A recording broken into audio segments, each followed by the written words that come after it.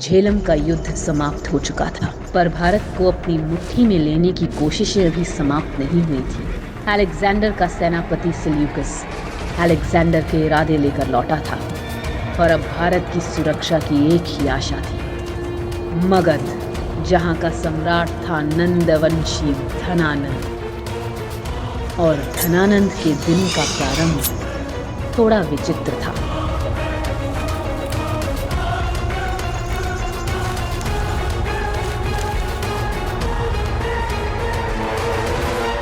अत्यंत शुभ सूचना है मां महिम।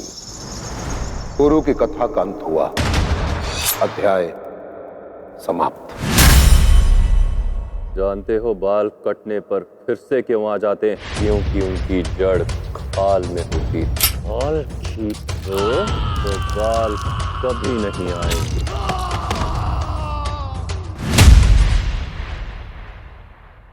मरा केवल गुरु है, उसके अखंड भारत की सोच नहीं, और उसी सोच को लेकर वो कुटिल ब्राह्मण मगध आ रहा है, मगध आ रहा है, मगध आ रहा है, मगध आ रहा है।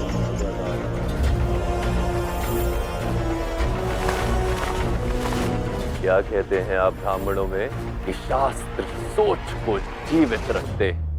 अब देखना मैं कैसे शास्त्र से ही उस ब्राह्मण की सोच को मारता। क्षमा करें आचार्य, यदि आप भी ये बात मानते हैं कि धनानंद एक योग्य सम्राट नहीं, तो फिर उससे भेंट की क्या आवश्यकता? भारत के भाग्य के लिए अलेक्जेंडर के बाद अब उसका सेनापति सेल्यूकस अवश्य आगे बढ़ेगा, और यदि उसे उचित समय पर नहीं रोका गया तो एक एक करके भारत के सभी जनपदों पर अपना आधिपत्य जमा लेगा। और समकालीन भारत में केवल मगध सम्राट धनानंद में ही इतना सामर्थ्य है कि सेल्यूकस को रोक सके। वो एक बार पहले भी विश्वासघात कर चुका है, फिर भी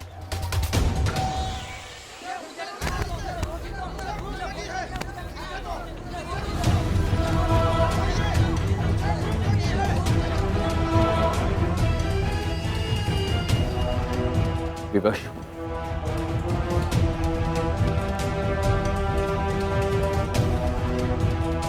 भारत की सुरक्षा उसकी अखंडता पर निर्भर करती है भैरव,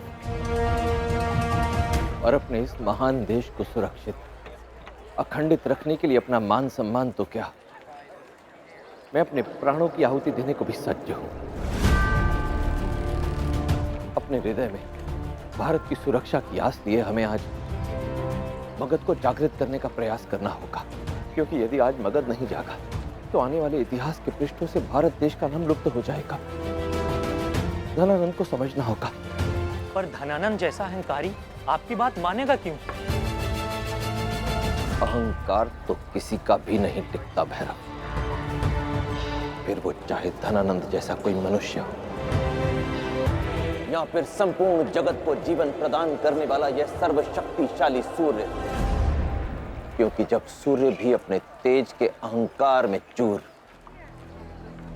धरती को जलाता है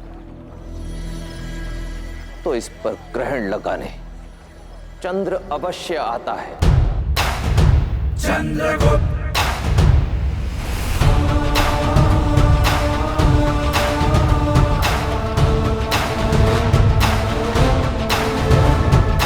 दुश्मन पे प्रहार है, चंद्रगुप्त शस्त्र जैसी धार है, चंद्रगुप्त वीर भी ये धीर भी वंश का आधार है, नीतिवान बुद्धिमान सूर्य जैसा शौर्य है, ये चंद्रगुप्त मौर्य है, ये चंद्रगुप्त मौर्य है।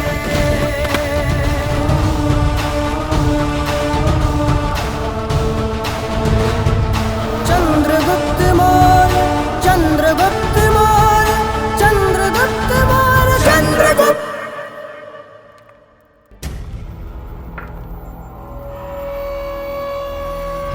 अब बताइए कैसे आना हुआ, या कोई सोच ले आई?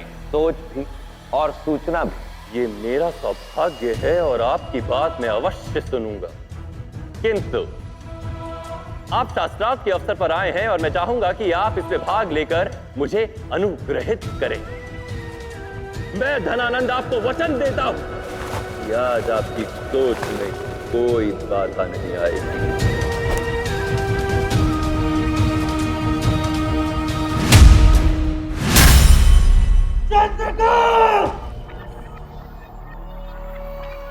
उठ जा मोटे, चल मोटे चल। अब क्या होगा? अब क्या, कहा था ना तू लात खाएगा मेरी।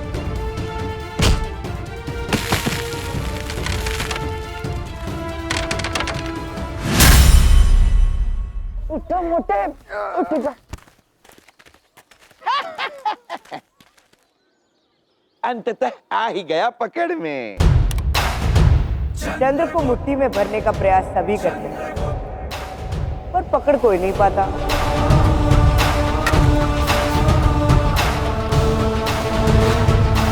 चंद्रगुप्त मौर्य, चंद्रगुप्त मौर्य, चंद्रगुप्त।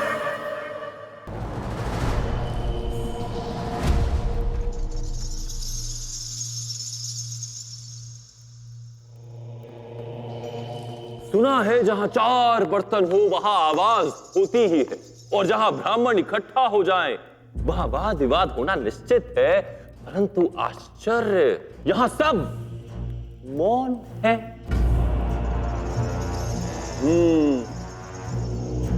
लगता है मगध के ज्ञानी तक्षशिला के तेज के समक्ष असहाय हैं। तो मेरी आपसे विनती है चाणक्य कि आप अपने ज्ञान के तेज से मगध की मंद बुद्धियों को प्रकाश दें। हम सब राजसभा में हैं, तो बताइए राजा क्या होता है? राजा शब्द के प्रारंभ में ही रज आता है। रज अर्थात माटी के कण। इसलिए जो धूल से उठे वो राजा, जो धरा से जुड़ा हो वो राजा। जैसे माटी के कई कण मिलकर एक भवन का निर्माण करते हैं, उसी प्रकार जो प्रजा से बने वो राजा।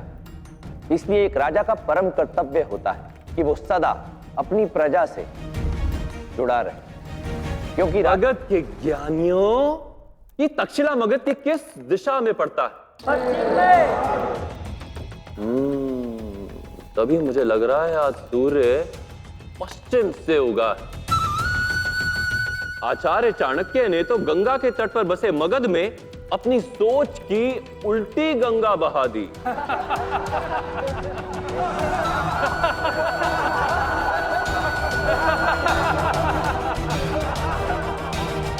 आचार्य, आपकी सोच और विचार दोनों अनुचित है।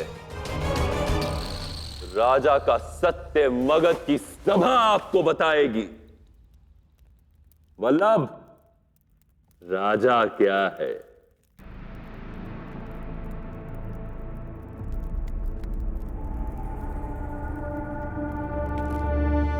राजा इस धरती पर ईश्वर का प्रतिरूप है। राजा से ही राज्य और राज्य से ही प्रजा है। राजा से बढ़कर इस धरा पर और कोई नहीं है। राजा प्रथम पूजनीय और सम्माननीय है। राजा वो जड़ है जिस पर राज्य रूपी वृक्ष पनपता है। सम्राट, आप मगध की जड़ हैं, तो जनता का यह कर्तव्य है कि वो आपको आनंदित और प्रसन्न रखे।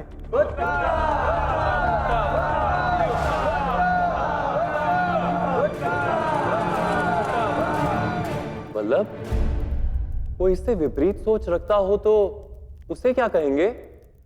तो वो कोई मति खोया हुआ मूर्ख होगा या मनोरंजन करने आया कोई विदूषक।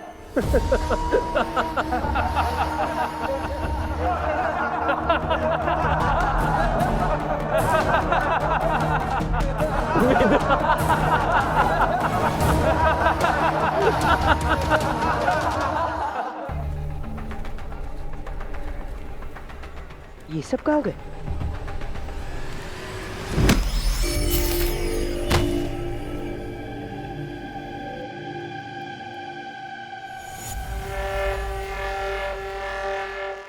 इतनी शीघ्रता से कहां जा रहे हो बालक?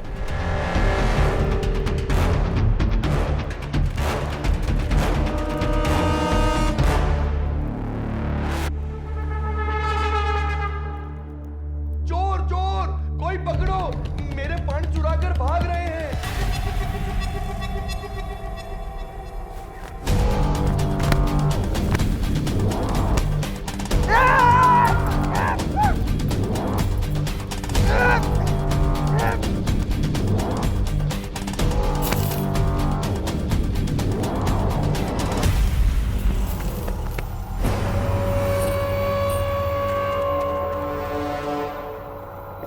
अंततः पकड़े ही गए। श्रीमान, आपका बहुत बहुत धन्यवाद जो आपने इन चोरों को पकड़कर हमारा धन बचा लिया।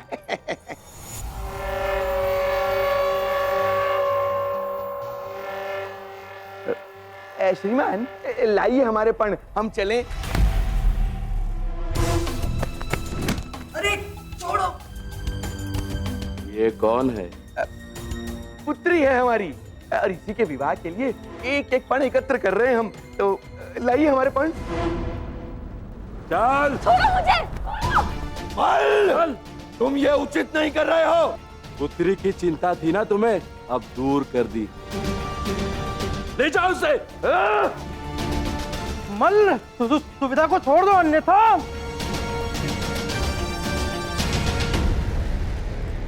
अन्यथा क्या? अन्यथा सिर्फ कहने के लिए मल रह जाओगे तुम। मल त्याग करने के लिए भी 2 लोगों की आवश्यकता पड़ेगी तुम्हें। अच्छा, और कौन करेगा हमारी ये दशा? तुम ही बता दो। चंद्र।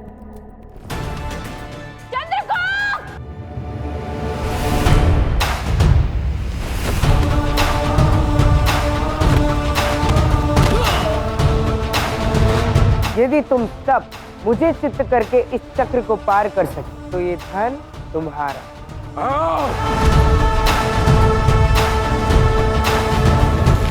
दुश्मन पे प्रहार है चंद्रगुप्त, शस्त्र जैसी धार है चंद्रगुप्त, वीर भी ये धीर भी वंश का आधार है, नीतिवान बुद्धिमान सूर्य जैसा शौर है, ये चंद्रगुप्त मौर्य है,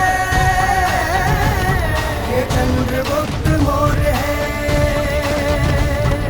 चंद्रगुप्त मौर्य, चंद्रगुप्त मौर्य, चंद्रगुप्त मौर्य, चंद्रगुप्त।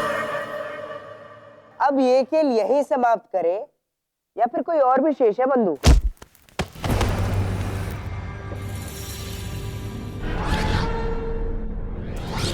खेल तो अभी प्रारंभ हुआ है बालक।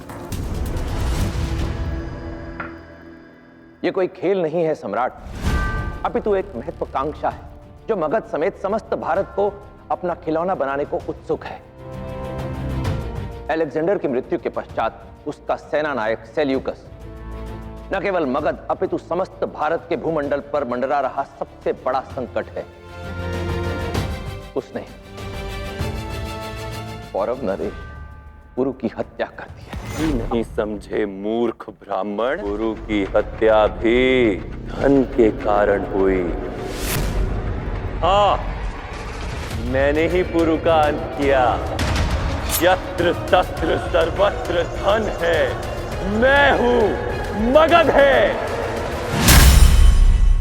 जब व्यक्ति का अस्तित्व बढ़ता है तो उसकी सोच का भी विस्तार होता है, परंतु अत्यंत खेद के साथ कहना पड़ता है धनानंद कि तुम्हारा व्यक्तित्व तो बढ़ गया परंतु तुम्हारी सोच अत्यंत संकुचित रह गई। धिक्कार है ऐसी सोच पर।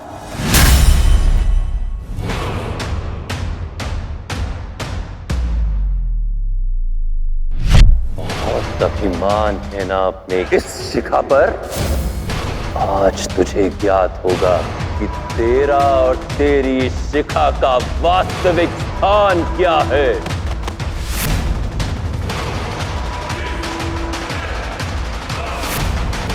इस आभूषण को छूकर तुमने गलती की है मल्ल, इसका मूल्य तुम्हें चुकाना होगा। जिस ब्राह्मण की सोच के प्रतीक का तुमने अपमान किया है उसी शिखा को साक्षी मानकर मैं आचार्य विष्णुगुप्त चाणक्य शपथ लेता हूं कि तुम्हें इस सिंहासन से उखाड़कर वहां एक योग्य शासक को बैठाऊंगा। चंद्रगुप्त, चंद्रगुप्त, एक ऐसा सम्राट जो तेरे जीवन पर सदा के लिए ग्रहण लगा देगा धनानंद, जो एक नए युग का प्रारंभ करेगा तेरे अंत के साथ। चंद्रगुप्त